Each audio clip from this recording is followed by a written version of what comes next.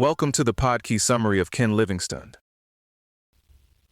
Ken Livingstone left a huge mark on London, and it's hard to separate the substance from the spectacle.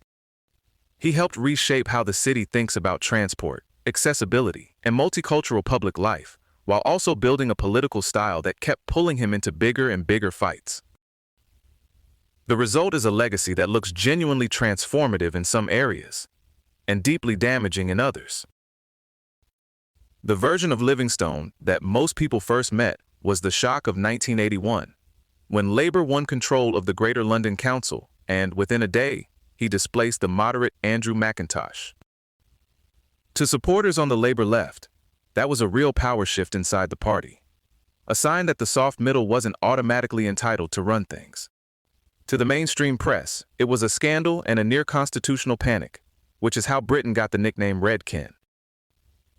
That early reaction matters because it set the pattern for almost everything that followed. Livingstone was never treated as just another municipal politician. At the GLC, he tried to turn local government into something more open and visibly political. County Hall was opened up for public meetings. Councillors' privileges were cut back, and the administration focused attention on women, ethnic minorities, LGBT people, children, and older Londoners. If you liked it, this looked like participatory politics and a city government finally noticing people who were usually ignored. If you hated it, this was the birth of the loony left, more interested in symbolism and activist causes than the boring business of making government run well. That argument never really went away, because Livingstone kept insisting that government wasn't just about keeping the lights on. It was also about changing who counted. One of the clearest examples was Fares Fair in 1981, when the GLC cut London transport fares by 32%. That was popular for obvious reasons. Cheaper travel changes daily life fast. But the courts ruled it unlawful because the council wasn't allowed to deliberately run transport at a deficit. Livingstone briefly toyed with defying the ruling, then back changing the law instead, which was enough for some on the harder left to call him a sellout. Even in that early clash, you can see the shape of his later politics: bold intervention, immediate practical appeal, and then a wall of legal and institutional resistance. He lost the main court fight, but the GLC still kept things like zonal fares and the travel card, so it wasn't all smoke and headlines. As mayor, transport became the area where Livingstone's instincts were most clearly vindicated. The congestion charge in 2003 looked politically hazardous from the start. Businesses, motorists, resident groups, and even the Labour government pushed back. But by 2007, it was credited with cutting central London congestion by about 20%, which gave him one of those rare things in politics: a risky idea that produced visible, measurable results. He also brought in the Oyster card, expanded free travel for many younger passengers, and oversaw the world's largest accessible low-floor bus fleet. Even the fights around buses tell you something about him. Replacing the old route masters with articulated buses improved accessibility and capacity. But a lot of people hated losing the icon, and there were criticisms around cyclist safety too. So even when he was modernizing the system, he was still managing to annoy half the city. In London, that may be the purest sign that you're actually governing. Livingstone also used City Hall, and earlier the GLC, as vehicles for social change in a very deliberate way.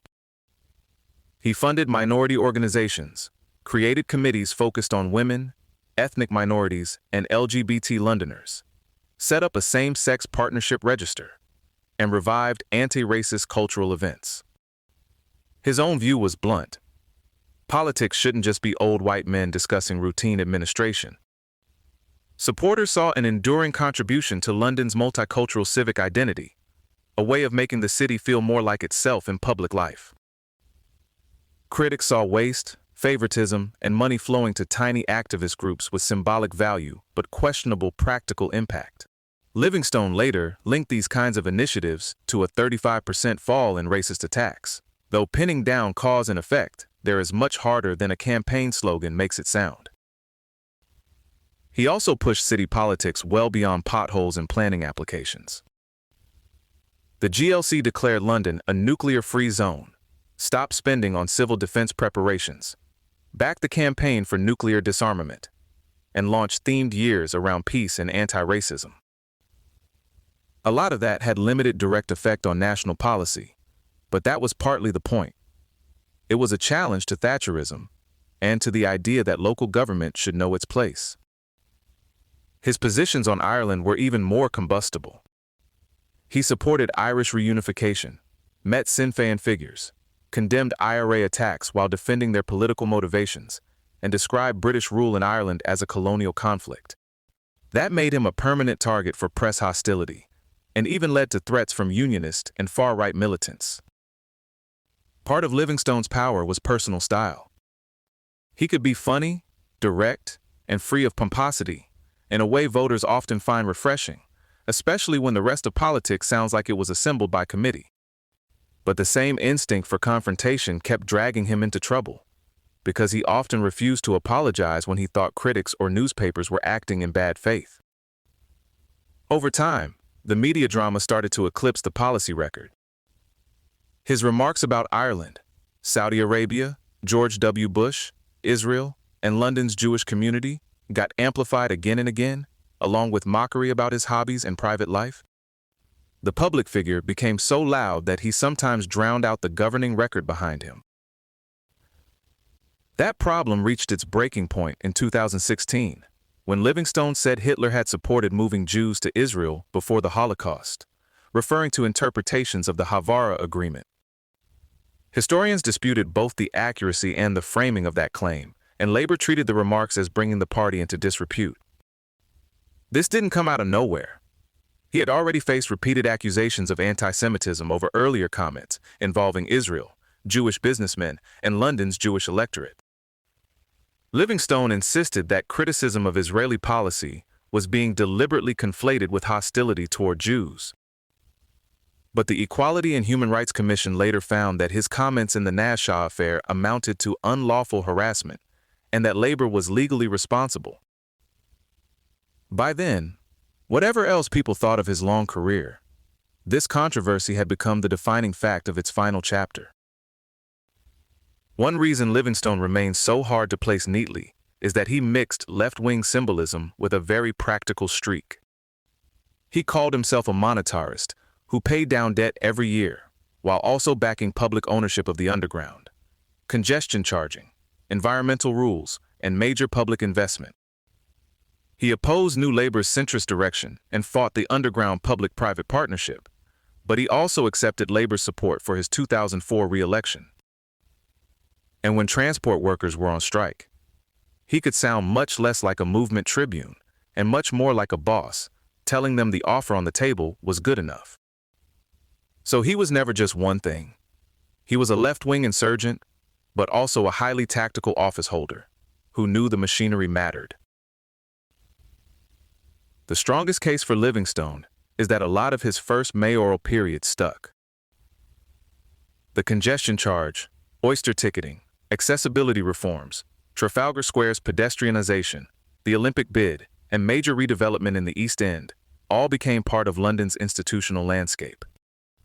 His response after the 7 July 2005 bombings was also widely praised, especially for defending London's multicultural identity and resisting an Islamophobic backlash. But the later elections showed the limits of all that as a personal brand. Boris Johnson beat him in 2008 and again in 2012, and by that point, many voters seemed to see Livingstone as too familiar, too combative, and too wrapped up in controversy. That's the paradox. He helped build parts of modern London that now feel normal, while becoming, himself, harder and harder for the city to keep choosing. So the Livingstone story is bigger than one label, whether that label is visionary, demagogue, reformer, or liability. He changed London in ways you can still ride, tap into, and walk across, and he also showed how a politician's taste for combat can eventually consume the rest of the record. This episode was generated by Podkey. Create your own at podkey.fm.